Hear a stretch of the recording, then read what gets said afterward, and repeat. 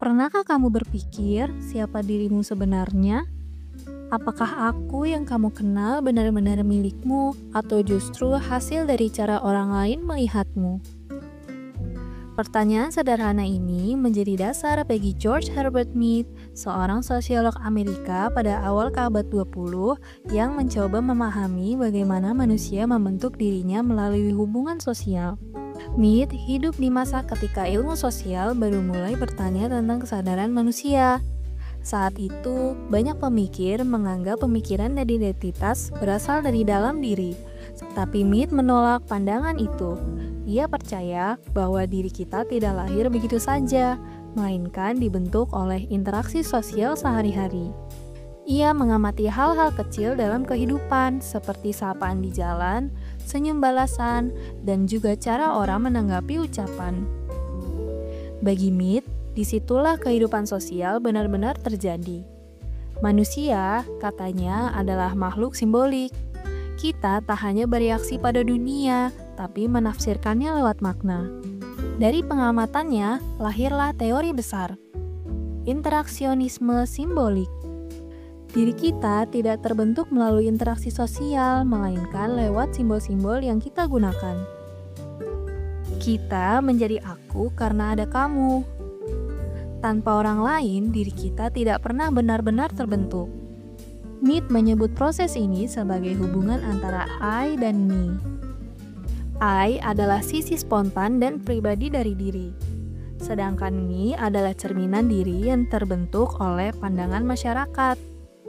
Setiap kali kita berbicara, bereaksi, atau menilai diri sendiri, kita sebenarnya sedang menegosiasikan dua sisi ini, antara siapa kita menurut diri sendiri dan siapa kita menurut orang lain. Namun, di era digital sekarang, teori Mead terasa semakin relevan. Media sosial membuat kita hidup dalam cermin publik yang terus memantulkan penilaian orang lain. Setiap like, komentar, dan repost menjadi simbol baru yang menegaskan eksistensi kita. Diri kita kini bukan hanya hasil interaksi nyata, tapi juga interaksi virtual yang terus-menerus diperbarui. Ironisnya, semakin banyak kita berinteraksi secara digital, semakin sulit menemukan versi diri yang jujur. Apakah ini yang dimaksud Mead sebagai me yang terlalu dominan hingga I tak lagi punya ruang untuk tumbuh? Dalam dunia yang serba simbolik, komunikasi bukan sekedar menyampaikan pesan, tapi juga membentuk realitas. Mead mengingatkan kita, memahami diri berarti memahami cara berkomunikasi dengan dunia. Jika kita kehilangan kesadaran akan proses ini, kita akan kehilangan kemampuan untuk benar-benar memahami satu sama lain. Hubungan manusia menjadi sekadar pertukaran tanda, bukan lagi pertemuan jiwa. Namun, masih ada harapan. Dengan memahami teori Mead, kita bisa mulai membangun komunikasi yang lebih sadar dan empatik, menyadari bahwa setiap interaksi, sekecil apapun, membentuk seseorang, termasuk kita sendiri.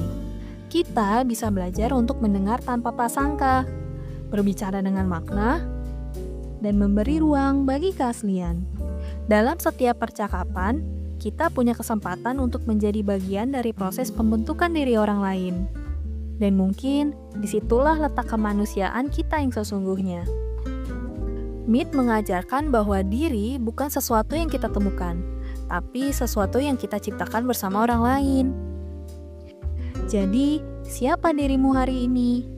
Apakah kamu benar-benar mengenal aku yang ada di dalam dirimu, atau hanya memantulkan pandangan orang lain? Tulis opinimu di komentar dan sampai jumpa di konten berikutnya.